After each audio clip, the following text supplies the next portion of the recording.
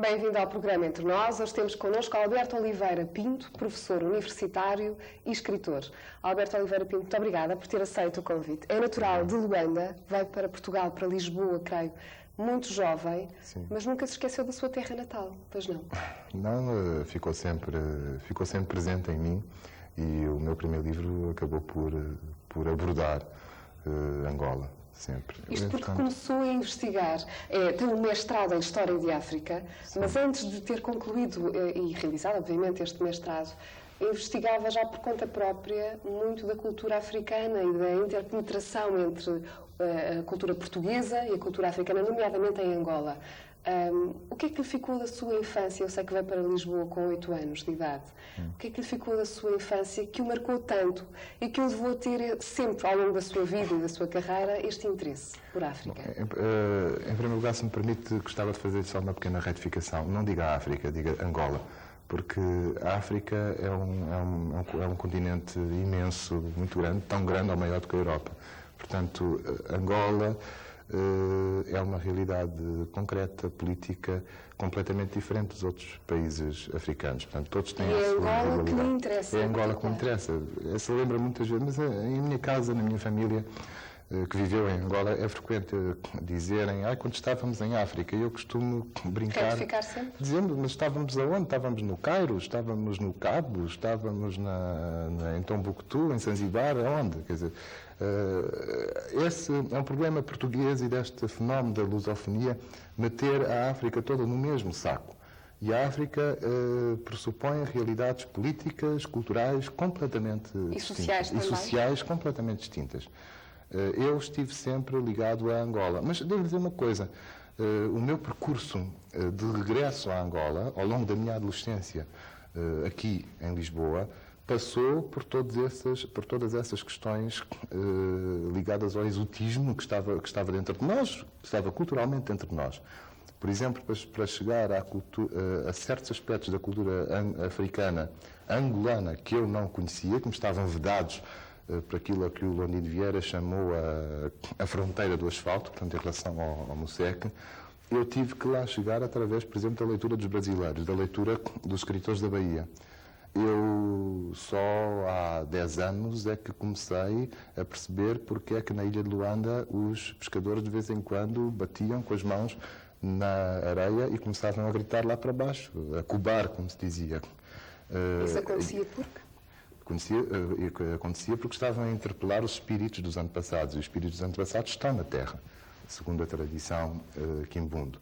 Foi só cerca de 10 anos para cá que eu comecei a conhecer os Ilundo, portanto, os espíritos, como se diz em quimbundo, e toda uma religião tradicional angolana. Até aí, o que me chegava era, via Brasil, uma cultura que vinha da Nigéria, ou seja, a cultura dos Yorubás, portanto, os orixás, o candomblé, mas só já com 30 e poucos anos é que eu vi, mas nós em Angola temos isso tudo, não é? Portanto, para lhe dizer que uma aproximação... Portugal não teve essa possibilidade? Nada. Portugal é um país completamente fechado e de fora, fechado e desinteressado da África em geral, ao contrário do que se diz. E a principal prova disso é que põe a África toda no mesmo saco.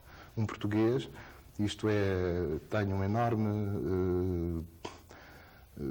mágoa de o dizer, porque sou filho de português e pai de portugueses e também sou cidadão português, mas um português não sabe distinguir um português médio não sabe distinguir um angolano do moçambicano.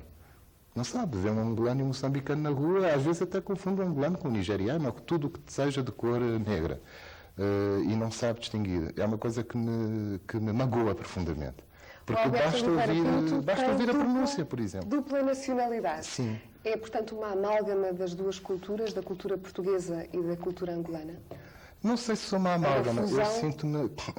Eu não sei se sou uma amálgama, porque uma amálgama implica uma confusão, implica a gente não saber onde é que está. Eu, quando estou em Portugal, sinto-me português. Implica receptividade de uma coisa em relação à outra? Se implica receptividade, talvez. Mas eu, em Portugal, sinto-me português, ainda que seja um português, se calhar, diferente do comum dos portugueses que vejo à minha volta. Embora haja portugueses, quem me ouve falar, julga que eu não gosto de português, não é verdade? Porque é português também. Sou português também e tenho a grande maioria dos meus amigos e das pessoas de quem gosto são portuguesas. Mas em Angola sinto-me angolano. Em Angola não me sinto português.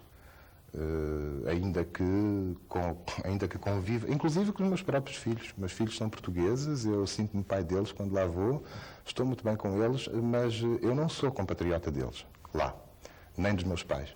Portanto, eu em Angola sinto-me angolano, de facto. E senti isso foi uma coisa, foi um problema curioso que levou um processo longo a ser resolvido. Porque levei anos, enquanto cá estava, a ouvir a família a dizer que eu chegava a Angola e tinha uma decepção.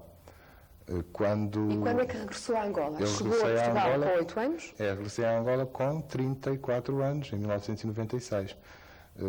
Depois de toda a gente me dizer aquilo que ainda agora lhe disse. E, de facto, Sentiu-se em casa?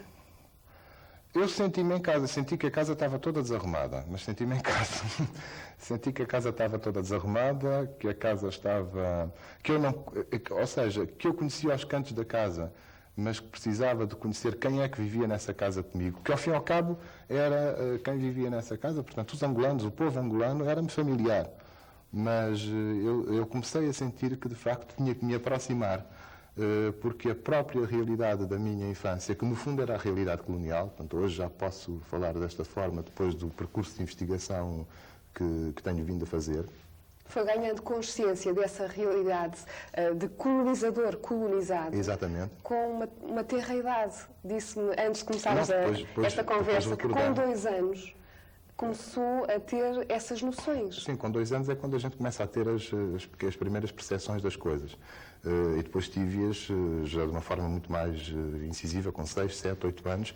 Quando com 21 anos eu escrevi Eu à Sombra da Figueira da Índia, na altura escrevi perfeitamente em bruto, quer dizer, não tinha teorizado nada acerca desta questão colonizador-colonizado, mas foi suficiente para rememorar vários aspectos que eu via, que eu assistia no meu dia-a-dia da minha infância. Por exemplo, na casa onde vivia, e eu, enfim, vivia razoavelmente, visto que o meu pai era um quadro superior não do governo colonial, mas do Banco de Angola, daquele tempo. Eu recordo-me que a minha casa tinha empregados africanos, negros e empregados brancos, quase todos com a mesma habilitação. A chamada criada branca era analfabeta, tão analfabeta quanto o empregado negro que vinha do MUSEC. E, no entanto, a empregada branca era mais bem paga do que o empregado negro. Os jardineiros também, havia um branco e os outros eram negros, mas o branco imediatamente era erigido como o chefe dos jardineiros, era tratado por senhor e os outros eram tratados pelo próprio nome e por tu. Portanto, o verdadeiro racismo do colonialismo português estava aqui, portanto, estava nesta discriminação encoberta, hipócrita que se fazia nas relações sociais. Considera encoberta essa diferença do senhor e do tu? Considero extremamente hipócrita, uma vez que Mas o não tu... encoberta? Encoberta não pode ser, visto que está às claras, não é? Se calhar a minha expressão não era a mais adequada. O que me preocupa mais é que hoje, passados 40 anos, não é? Esta realidade está transposta para Portugal, para a realidade portuguesa atual, no que diz respeito aos imigrantes africanos em Portugal, e está transposta também para Angola. Em Angola vive-se exatamente, enfim, tem as devidas nuances. Era exatamente o que eu ia perguntar, sim, na medida em que é professor e investigador, depois deste mestrado em História de África, não deixou mais de investigar a história de África e o modo de Angola, ser africano e de Angola em muito particular, em concreto. Qual é a realidade que se vive hoje em Angola? Como é que os angolanos são? E depois de tantos anos de independência, sim, como é que eles se encaram uns aos outros? Como é que eles lidam com a sua realidade diariamente? Bom, essa questão dava para uma longa resposta, mas eu vou tentar sintetizar e apanhar alguns aspectos em termos sucintos. Eu creio que, parece-me daquilo que tenho visto, que o Estado angolano ainda não se libertou de um estigma colonial, ou seja, de um estigma colonial no que diz respeito à estruturação social e política. Basta olhar para Luanda. Luanda é uma cidade hoje eu não digo arrebentar pelas costuras, porque já arrebentou, quer dizer, é uma cidade hoje super, com uma superpopulação que vem de todo o país. No entanto, a estrutura social de Luanda é a mesma do tempo colonial. Portanto, existe um centro dentro da cidade do asfalto, até os centros de poder são exatamente os mesmos. Na Cidade Alta, onde eu vivi na minha infância, que tem o poder político, o poder religioso, o poder militar, eles estão lá. Depois a cidade vai se expandindo para os lados. E quanto mais se vai aproximando das zonas menos asfaltadas, as pessoas vivem pior. E, portanto, há uma estratificação social. E há uma discriminação também social das pessoas, embora as cores da pele aí possam ser variadas. No tempo colonial, efetivamente, a cor ia enegrecendo quanto mais nos aproximávamos da periferia. Hoje não será exatamente isso, mas o tratamento das pessoas continua a ser o mesmo. Basta ver o exemplo de um romance do Pepe Tela, que é A Geração da Utopia, onde aparece um patrão a tratar o empregado seu preto, e o empregado volta-se para o patrão e diz: mas o senhor é tão negro, mais negro que eu. Quer dizer, mas todos os aspectos de discriminação social, racial, no fundo, mantêm-se e estão dentro de todos nós angolanos. Mas a gradação da cor da pele Sim. não é um posto em Angola. Ou seja, quanto mais escura for a pele, isso não revela a autenticidade da raça? Não creio. A autenticidade da raça não me parece, porque eu não sei o que é a autenticidade da raça. Quanto mais clara for a cor da pele, supostamente isso reflete a introdução de vários cruzamentos de raças. E às vezes isso é um problema. Há pessoas que falam nesta questão do racismo. É verdade, mas é um aspecto... Há pessoas, a maior parte das pessoas têm problemas tremendos, que aliás vêm do tempo colonial. Isso é público? É público, é do tempo colonial que existia, e sobretudo muito a partir dos anos, mais dos anos 30, 40, digamos. Antes já existiria. Mas a partir dos anos 30, 40 é que se começa a assumir a ideia de apurar a raça. Portanto, é nessa altura que chega a Portugal as teorias eugenistas de Gobineau e de outros, que foram espalhados aqui através de Gilberto Freire. Gilberto Freire chega via Salazar em 1950, na década de 50. No entanto, já havia uns simpatizantes de Gilberto Freire na década de 30. E essas ideias são espalhadas muito em Angola, a ideia do apurar a raça, portanto, a preocupação de casar as filhas e os filhos com brancos ou com mestiços para que a raça seja embranquecida, portanto, digamos, limpa, eugenizada, digamos assim. Curiosamente, essa ideia está hoje plenamente na cabeça das pessoas. Basta chegar a Luanda e ver-se. Muitas vezes aqui em Portugal perguntam-me, a família que nunca mais viu Angola, minha família de origem, portanto, que nunca mais viu Angola, que tem uma ideia de Angola que não é a minha, portanto, que é uma Angola deles, que ficou no imaginário deles. E que não corresponde à realidade. Não corresponde à realidade, porque basta ver como a maioria dos portugueses, aqueles que não vão lá, que não conhecem, e que não conhecem, perguntam sempre se os portugueses são bem tratados lá. Se não são discriminados. E o que é que o António responde? Ao Alberto. O Alberto responde a essas pessoas que fazem essas informações. Normalmente responde que os portugueses são bem tratados demais, não mereciam tanto. Tem essa coragem? Já o disse várias vezes, digo a toda a gente. Porque é isso que sinto. Quer dizer, não é só comigo. Bem, a mim às vezes eu nunca sou português, chamam português e brasileiro. Quem me chama isso em Angola, eu respondo logo. Brasileiro é a tua mãe. Eu digo, eu sou angolano como tudo. Então, e pronto, e aí passam-me a tratar logo, geralmente são os miúdos na rua que vêm ter comigo para vender, para meter conversa, e eles tratam logo, pronto, desculpa, mais velho, está tudo bem. Poderíamos pensar do teor das tuas palavras, que tem uma atitude e uma escrita muito nacionalista. Este romance, Mazanga, que obteve o Prémio Literário Sagrada Esperança em 1998. À época, o prémio máximo que era atribuído na altura, a obras inéditas. Em Angola, a obras inéditas. Não é, da crítica, da análise crítica que fazem deste livro, dizem que não é um romance nacionalista, porque está muito aberto, a forma de escrita dele está muito aberto à interpenetração das culturas. As pessoas encaram-se de uma maneira diferente, com mais abertura. Repare, isso talvez tenha sido... Lembro-me que houve alguém que escreveu nesse sentido. Alguém com quem eu, na altura, até cheguei a entrar em polémica via internet. Isso deve-se a outra questão, deve-se ao facto da época histórica que eu estou a retratar. A época histórica é o final do século XV, início do século XVI. A segunda viagem de Diogo Cão.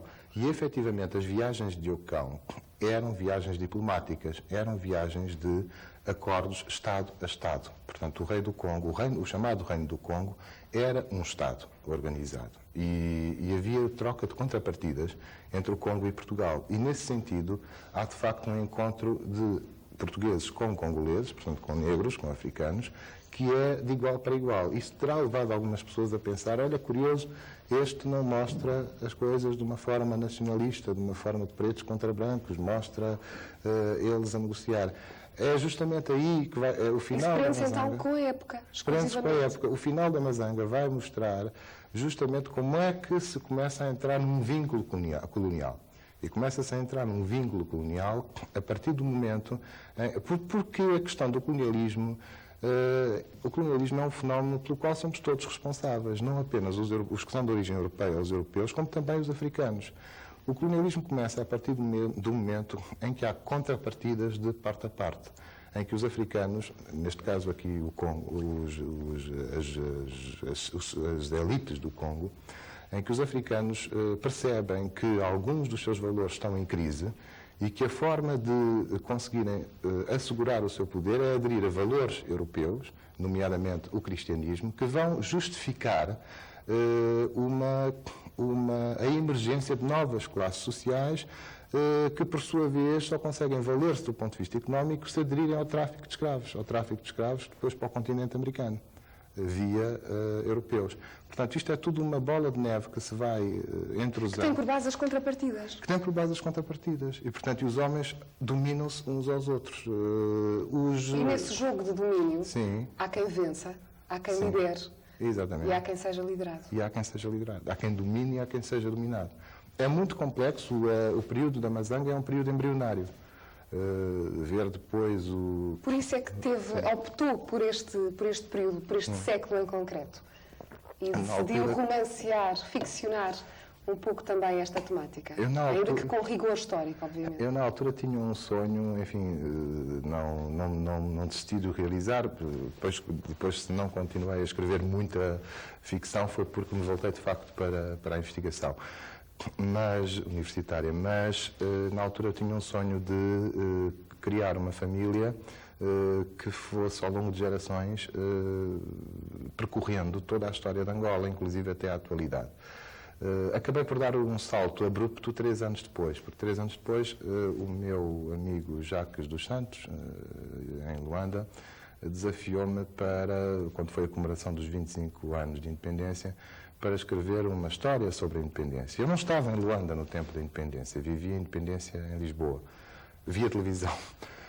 Ainda pensei nisso, mas depois ocorreu-me uma ideia que achei mais feliz. Escrevi uma história toda passada em 24 horas, portanto, justamente no dia 11 de novembro do ano 2000, dia em que a independência de Angola fez 25 anos, e consegui ligar, portanto, que é a Travessa do Rosário, consegui ligar a Travessa do Rosário à Mazanga. Na altura houve uma amiga minha, Elizabeth Vera Cruz, Seita Vera Cruz, que falou numa personagem da Mazanga, o Frei Jorge do Rosário, e disse: é uma pena que tu teres morto este personagem, porque ele tinha morrido com doenças tropicais. Apesar de ser Aliás, isso vai-se percebendo ao longo do livro. E curiosamente ele já é um mestiço. As febres que ele tinha indiciavam de facto o final. E curiosamente ele já é um mestiço, e filho de escravos em Lisboa e ido para Angola daquela forma. E é muito curiosa a forma como vai também escrevendo ao longo dos capítulos, porque o itálico que se reconhece, exato, a mancha gráfica vai-se alterando, à medida que ele vai escrevendo mais próximo da cor negra, não é? Essa agora é uma novidade que me está a dar. Eu não tinha pensado nesse aspecto, mas é possível, sim senhor. Eu considerei que sim. Eu acho... Não sei se o autor reconhece. Não pensei nesse aspecto, mas o que é sempre mais bonito é nós ouvirmos aquilo em que não pensámos, não é? Mas eu ia lhe contar que... Ainda que ele fique sempre com o rosário ao peito. Sim, e o rosário depois vai parar a outro, não é? Que por acaso é mais negro do que ele. De qualquer modo, o que eu lhe ia contar é que eu consegui de facto, por sugestão dessa minha amiga, ela dizia: tu devias pôr este indivíduo a reaparecer outras vezes. Então, mas como? Ele vai aparecer na Travessa do Rosário no ano 2000, mas na qualidade de Calundu. Portanto, é um espírito que é chamado Endisaquela, portanto, que é a cerimónia de chamamento dos espíritos, e ele várias vezes vai aparecer para salvaguardar algumas das personagens da Travessa do Rosário, nomeadamente a Nanyi. Nanyi significa quem em Quimbundo, portanto, a Nanyi é uma mulher angolana. A Nanyi é, para mim, o símbolo da mulher angolana, se calhar mesmo da mulher da minha idade, em geral, da mulher que tem hoje 40 anos e que vive o seu dia-a-dia fazendo Vai face aos doseando grandes bem problemas as do dia a duas dia. culturas. Qual é a cultura que está mais presente, mais arraigada em si? Depois dos estudos que fez em Quimbundo e Umbundo também, na Universidade Católica Portuguesa, Não sei depois qual é. desses estudos, dessa fase, teve uma mudança em si ou não? Não, a mudança a gente tem é na vida. A mudança a gente tem é na vida, consoante aquilo que Mas a gente vive em vai Portugal? vendo. Vivo, mas convivo com angolanos permanentemente, com a comunidade angolana. Vou a Angola, por acaso agora faz quase 3 anos que lá não vou, mas vou lá com frequência. Estou sempre mortinho por lá voltar. E a gente vai mudando. E convivo com angolanos hoje, sobretudo ao nível dos alunos. Portanto, eu tenho eu dou aulas em 3 anos do curso de Relações Internacionais da Universidade Independente, e o curso de Relações Internacionais hoje são os angolanos. Temos que o reconhecer. Mesmo o próprio curso estamos a tentar vocacioná-lo, de facto, para as relações de Portugal com a África em geral e particularmente com Angola. Portanto, o meu convívio com angolanos hoje é muito, não só, mas muito via os alunos. E outros, e muitos grandes amigos que tenho também. Agora, quanto a essa questão da cultura, eu sinceramente não lhe sei dizer, porque essas questões da cultura são padrões que se criam. Há certas formas de estar, se ter cultura portuguesa é ter uma determinada forma de estar, que é considerada padronizada da cultura portuguesa, eu aí não tenho nada a ver com a cultura portuguesa. Mas se cultura é outra coisa, então aí, pronto, tanto me podem chamar angolano, português ou outra coisa qualquer, porque de facto o conceito de cultura, e agora vai ser o tema do meu doutoramento, quer dizer, o conceito de cultura é algo convencionado e está relacionado diretamente com as ideias de civilização, de evolução e até com a ideia de raça. Portanto, e escreve, aproveita todas estas áreas de investigação para os seus livros, para as suas ficções. Diz que nós precisamos de um contador de histórias, de um escritor, como no século XIX, que contasse histórias, que fizesse, de certa maneira, sonhar. Escreve para fazer sonhar, para informar, para esclarecer, para repor a verdade. Fundamentalmente para quê? Eu escrevo para procurar aquilo que não conheço, aquilo que é misterioso. Aliás, é isso que me fascina na história, quer na história com E, quer na história com H. A história com H, portanto, que fascina-me no que diz respeito àquilo que está escondido, àquilo que está mal contado. E a diferença, e quando se trata de ficção, acho que se trata da mesma coisa. A única diferença entre um ficcionista e um historiador é que um ficcionista pode mentir à vontade sem qualquer problema. Bem, depois não é bem assim, porque eu acabo por ter questões tremendas para saber se não estou a dizer mais asneira ou não, mas estou muito mais à vontade. Quando estou a investigar na história, eu tenho que ter a preocupação de tentar ter bases mais sólidas, o que não quer dizer que um historiador tenha, bem pelo contrário, um historiador tem que ser criativo, um historiador tem que saber levantar o documento, tem que saber dar vida ao documento, seja esse documento escrito, seja esse documento oral, nomeadamente a oralidade, que foi o que eu tratei nesses livros que aí estão, seja um documento artístico, por exemplo, um documento literário, um romance é um excelente documento literário.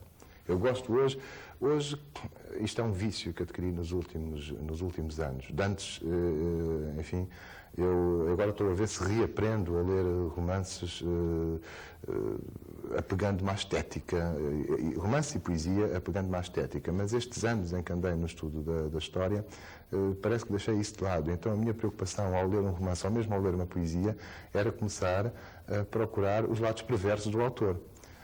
Isso é um trabalho que eu vou agora, espero, fazer no meu doutoramento, investigando sobre a literatura colonial portuguesa. Por exemplo, obras como Henrique Calvão, obras de autores como Henrique Calvão e outros que ficaram esquecidos e escondidos em Portugal, mostram-nos muito do que havia de perverso nessa relação de domínio que falámos há bocado, do colonizador-colonizado. Alberto Oliveira Pinto, qual é a temática do seu doutoramento, para concluirmos?